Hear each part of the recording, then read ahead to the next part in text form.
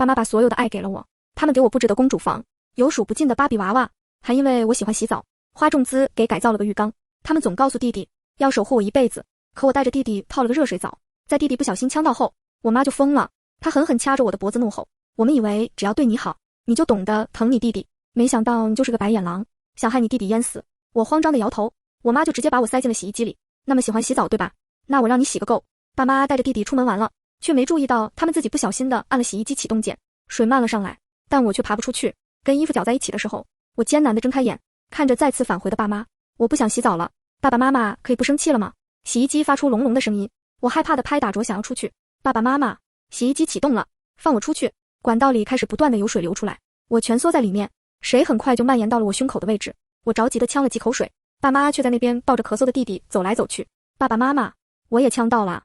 我努力地想要发出声音，只要他们有人能回头看我一眼，只要一眼就能把我就出去了。我用尽全身力气想要推开洗衣机的门，可那门纹丝不动。之前我听爸爸妈妈说过，他们为了防止我长高了会调皮跑到洗衣机里玩，特意买了一个带铜锁功能的，一旦关上了门就再也打不开。洗衣机的滚筒开始渐渐滚动，金属内壁冰凉的触感紧贴着我的皮肤。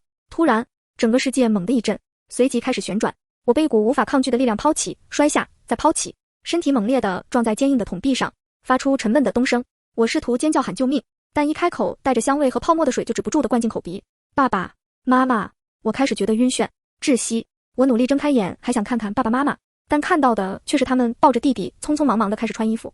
盼盼真是太让我失望了，咱们还在家，他对敢这样对弟弟，私下里还不知道会怎么欺负人呢。这次真应该给盼盼点教训。怎么办啊，老公？弟弟咳嗽了半天都没好转，脸都憋红了。去医院，现在就去医院。洗衣机的第一波转动暂停，让人窒息的水终于慢慢流了出去，但更多的水在缓慢地涌进来。我惊恐地用尽所有力气拍着洗衣机，爸爸妈妈，救救我！盼盼真的坚持不住了。正在穿衣服的妈妈动作一顿，她冲我走了过来，妈妈，救救我！我心里又燃起来了希望，我就知道妈妈只是想简单惩罚我一下，以后我再也不会不小心伤到弟弟了。妈妈冲洗衣机伸出了手，但却并没有开门，而是站在不远处满脸失望地指着我，你还没认识到自己的错是不是？还想砸洗衣机表达不满？顾盼盼，你弟弟才2岁，刚会说话就咿呀呀的叫你姐姐，你怎么忍心对他毒手的？你就在里面好好反省吧，都是我们对你太好了，才养成了你这么骄纵的性子。我哭着摇头，感受着背后的水一点点的流下来，刚刚被转得头晕目眩。我强撑着拍了拍洗衣机，想要回应妈妈，但却引起了她更大的怒火。她气得在洗衣机上踹了一脚，你还敢跟我叫板是不是？不是啊，妈妈，等下水会灌满整个洗衣机，我撑不住的。我开始期待着水位上升的快一点，再快一点，这样妈妈就能发现不对，让我出去了。听到滴滴一声后，我强撑着用4肢抵住洗衣机的内壁，坚持一下，只要妈妈打开门我就得救了。但洗衣机再次开始转动，爸爸就抱着弟弟走了过来。老婆，先别和盼盼生气了，我们快点去医院。不要！我亲眼看着妈妈转身走了，家门砰的一声被关闭，下一秒，洗衣机也开始猛烈地转动起来，天旋地转，我在里面撞来撞去，仿若一块被人丢弃的抹布。在睁眼时，我整个人都飘在了半空中，我以为自己得救了，第一反应就是出门去找爸爸妈妈，但为了防止自己又会惹他们生气，我乖乖留在家里，靠在自己的芭比娃娃中间睡着了。不知道过了多久后，家门才终于又被打开了。爸爸妈妈抱着弟弟回来，手里还提着一辆超级大的电动玩具车，还好佳明没事，否则盼盼就真的闯大祸了。咱们儿子这次受了委屈，这个玩具车就当做对他的补偿了。妈妈故意抬高音量对着洗衣机的方向喊，以后谁再受委屈我就给谁买礼物，欺负人的那个就只能被关禁闭。爸爸妈妈对视一眼，听着洗衣机里面的动静，但侧着耳朵听了半天都没有听到任何回应。两人皱皱眉，冷笑一声，呵呵，看到了吧，还耍性子呢。他愿意在里面就一直在里面待着吧，反正洗衣机没启动也死不了人。我在爸爸妈妈面前飘来飘去，爸爸妈妈，我已经出来了呀，你们看不到我吗？盼盼没有耍性子，爸爸妈妈能不能不要这样说我了？我不停地和他们说话，但爸爸妈妈却像是没有看到我一样，连目光都没有片刻的交汇。我想摸他们，可手却透过他们的身体穿了过去。直到这里我才意识到，我好像死在了洗衣机里。我跑过去看了一眼，洗衣机里有一个姿势诡异的蜷缩在里面的小人儿，那是我吗？我转过头看着爸爸妈妈逗弄弟弟，算了，这是爸爸妈妈给我的惩罚，这样也好，这样我就不用给弟弟洗尿布啦。自从弟弟出生后，爸爸妈妈已经很久没有专心的陪过我了，这样我是不是就可以一直跟在爸爸妈妈身边了？我压下心口的沉闷，对着他们挤出来了一个笑脸。晚饭的时候，爸爸做了我喜欢吃的红烧排骨，他们喂好弟弟后就板着脸坐在桌前，对着洗衣机的方向看了看。爸爸率先开口，顾盼盼，出来吃饭吧。回应他们的只有弟弟咿呀呀的声音。妈妈不耐烦地把碗摔在了饭桌上，爱吃不吃，谁惯的你这个穷毛病，自己做错事还耍上脾气了，不吃就永远别吃，我就当自己生了个坏种。所有人都说生了2胎之后一碗水端不平，本来以为对你好，你就会对弟弟好，没想到反而把你惯得骄纵跋扈了。白眼狼东西，别管他了。洗衣机里不舒服，他那么娇气，怎么可能一直在里面待着？估计早就跑回自己房间里去了。我在旁边听着，眼睛一阵一阵的酸涩。妈妈，我真的没有，我只是想帮你给弟弟洗澡而已。他们俩没再理我，两人将一盘红烧排骨吃了一大半，剩下的我妈还拿出去喂了流浪狗。我养它还不如养一条狗。我不敢再跟着爸爸妈妈了，只能一个人蜷缩在自己的房间里。爸爸妈妈和弟弟玩的时候笑得好开心，他们给弟弟讲着绘本故事。妈妈温柔的声音已经是我很久都没有听到过的了，我听着听着就睡着了，但一会儿就听到了妈妈大喊一声：顾盼盼，你弟又在找你了，快点出来陪他玩。我默默看着自己房间紧闭着的房门，可是妈妈，我已经死了，想帮你也帮不到了，只要你愿意打开洗衣机的门看一眼，就能发现我已经意外离世了。顾盼盼，你闹够了没？我对你的容忍已经到达了极限了。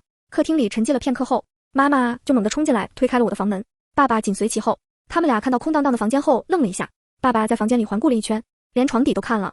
盼盼呢？我以为爸爸妈妈会着急，会跑到洗衣机那里去看看我的，但妈妈的脸色却越来越冰冷。他人小主意倒是挺大的，他还能去哪了？肯定是趁着我们不在家的时候偷偷跑到外婆家去告状了。到底是谁惯的他这种臭脾气？跟我耍是吧？好，我让你耍。妈妈转身就怒气冲冲地走向我的那些芭比娃娃，她用剪刀剪掉了娃娃的头发和脑袋，将所有娃娃的四肢都掰断，然后狠狠地扔在地上，用脚踩。我哭着想推开妈妈，可是却无济于事。妈妈，我真的没有发脾气，我也想出现在爸爸妈妈身边的，可我被困在了洗衣机里，永远都出不来了。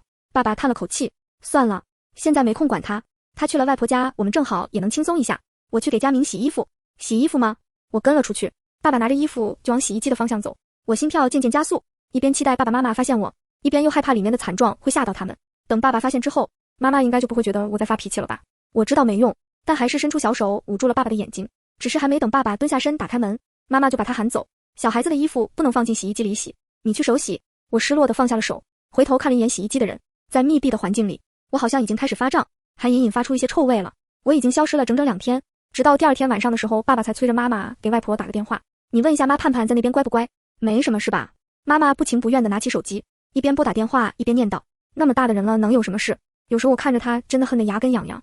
养了一个这么不懂事的女儿，还不如去死了算了。我低头扣着手，难过的说不出话来。妈妈，你已经如愿了。电话接通后，妈妈就直接问：妈，顾盼盼去你家了吧？他有没有闹你？电话那边的外婆声音加大了些：你说什么？我本以为外婆是震惊的反问的，但她下一句紧接着说的却是：你刚刚说什么？我没听到，大点声。我眼里的亮光再次暗淡了下去。妈妈还想说话时，弟弟却忽然哭了，原本呼之欲出的答案再次没有了说出口的机会。哎呀，没事了，没事了，我去看孩子了。接下来的几天，爸爸妈妈一直都没有再找过我了。爸爸开始每天按部就班的上班，弟弟却忽然开始吐奶不吃饭，妈妈急得带着他去了好几家医院，但都没什么效果。直到他打听到了一个阿姨认识一名非常厉害的老中医，他给那阿姨打了电话，言语间尽是讨好的意思。呵呵，小雅，你儿子最近很久都没有找我家盼盼玩了，过几天我把盼盼送过去陪他玩呀。听到这句话，我就控制不住的打了个寒战。我和小雅阿姨的儿子一起玩过，他总是欺负我。之前他用椅子砸我的头，带我一起掐死刚出生的小猫，我被吓得做了1个月的噩梦。爸爸妈妈之前一直明令禁止小雅阿姨的儿子见我的，妈妈说他是超雄儿，之前还扣瞎了其他小朋友的眼睛。小雅阿姨在电话那边冷笑了2声，盼盼不是不爱和我儿子玩吗？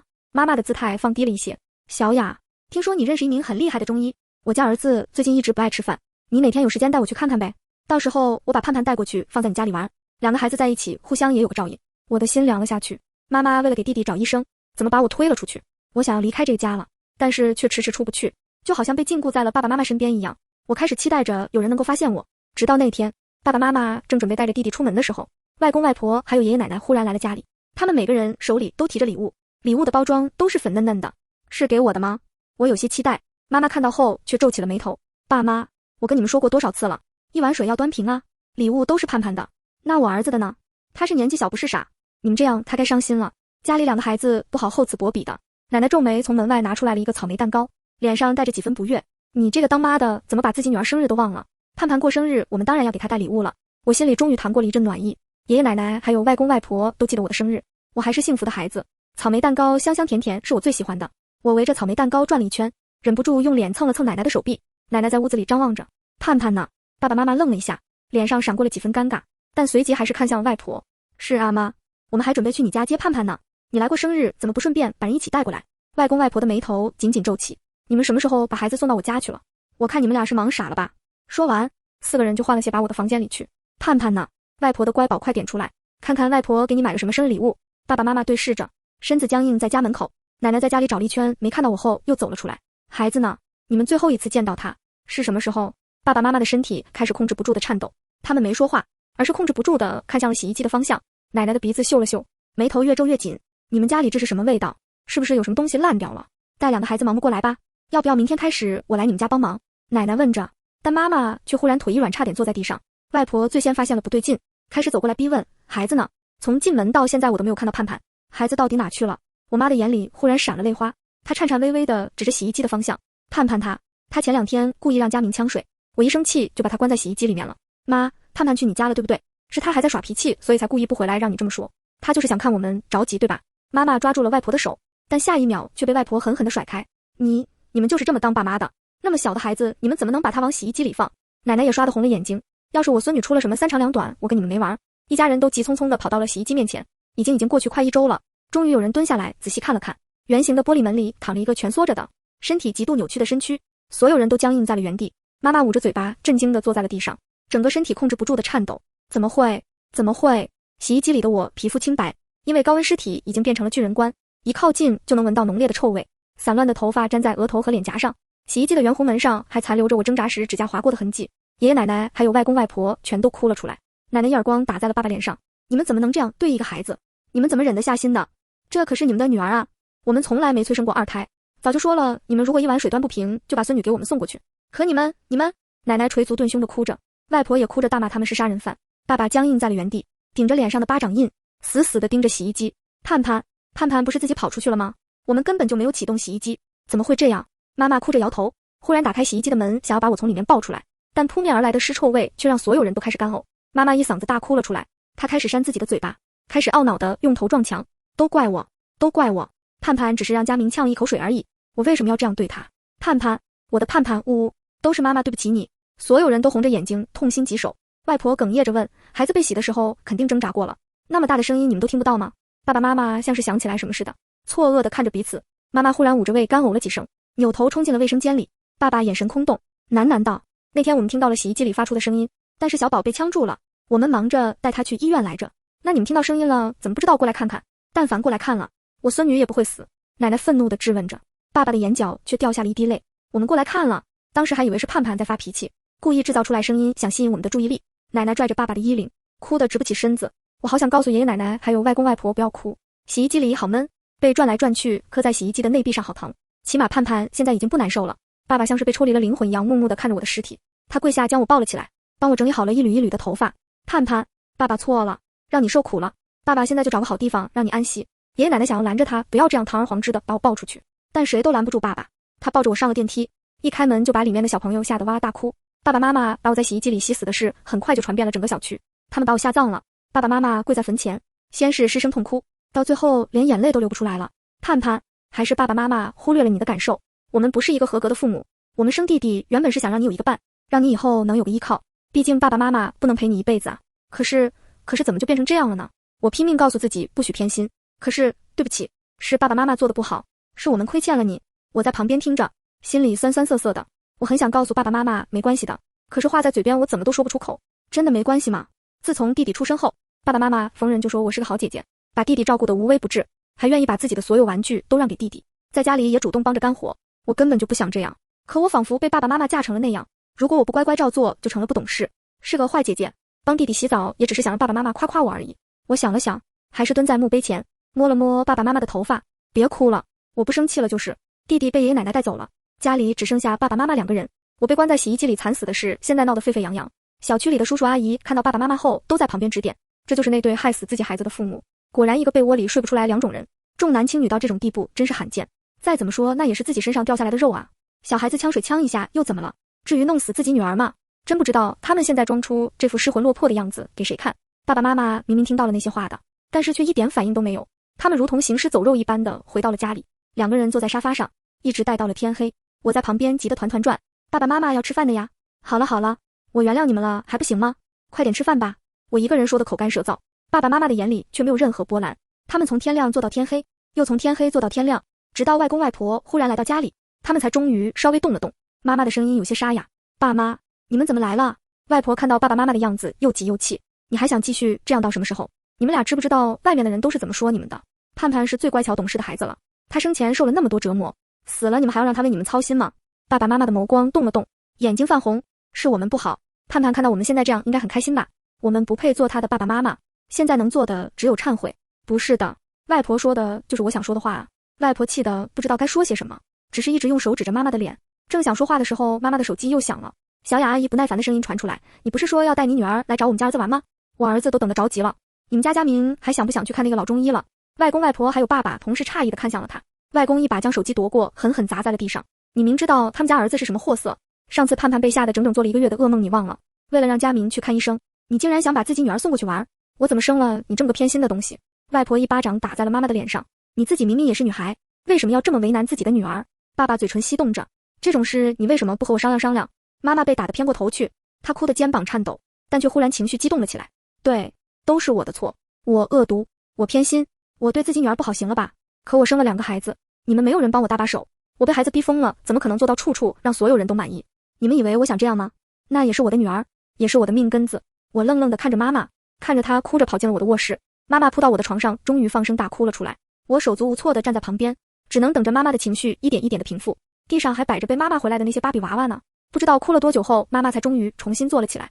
她看到被分解的娃娃后，吸了吸鼻子，坐到地上。对不起盼盼，还好你没有看到这些，不然你肯定要生妈妈的气了，对不对？是有些生气的，但是现在看着妈妈又觉得有些心疼。没关系，妈妈把这些东西全都给你修好，然后再给你买好多好多新的娃娃补偿你。她尝试着用胶带把娃娃重新拼凑起来，胶带不行就开始用针线，她的手微微颤抖着，针总是不小心扎在指尖。娃娃虽然被拼凑上了，但是每个都歪歪扭扭的，娃娃的衣服上还都沾染着猩红的血迹。她看着娃娃满意的笑了笑，然后将它们抱在了怀里。乖盼盼，妈妈哄你睡觉好不好？盼盼睡吧，睡吧。她唱了一首我小时候经常听的儿歌，我恍惚了一下，好像自从弟弟出生后我就再也没有听到过了。她轻轻地拍着娃娃们，仿佛他们好像真的睡着了一样，然后又蹑手蹑脚地爬起来打开了我的衣柜。她把里面的衣服拿出来抱在怀里闻了闻，然后又轻轻放在了脸颊边。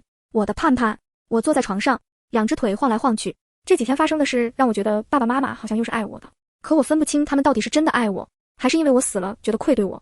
第2天，妈妈去买了好多好多的芭比娃娃还有小裙子，她把我原本空空荡荡的衣柜全都填满了。爸爸开始不断地下厨做我喜欢吃的菜，然后送到我的房间里来。他们俩像是被困在了这里走不出去了一样。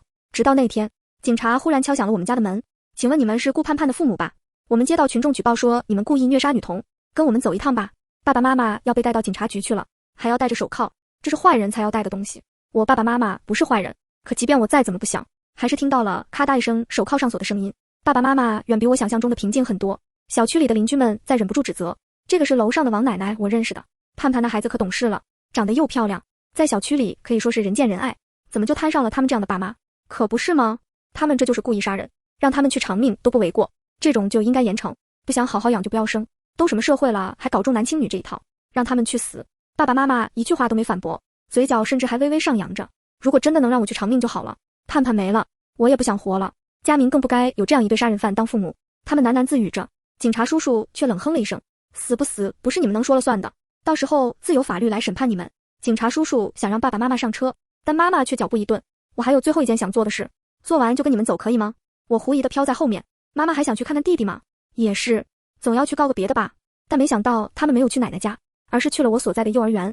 警察叔叔怕吓倒其他小朋友，就摘下了他们的手铐。我看到了我的好朋友甜甜和文文，他们认识我爸爸妈妈，看到他们就一蹦一跳地跑了过来。叔叔阿姨，盼盼怎么这么多天都没有来上幼儿园了呀？老师要扣光他的小红花了，我们都想盼盼了，他怎么还不来？我鼻子一酸，以后再也见不到我的这些好朋友们了。我还在猜爸爸妈妈会怎么跟大家说我的死讯呢，可不要吓到我的好朋友了。但爸爸却哽咽着说，盼盼去其他地方生活了，以后都不来咱们幼儿园了。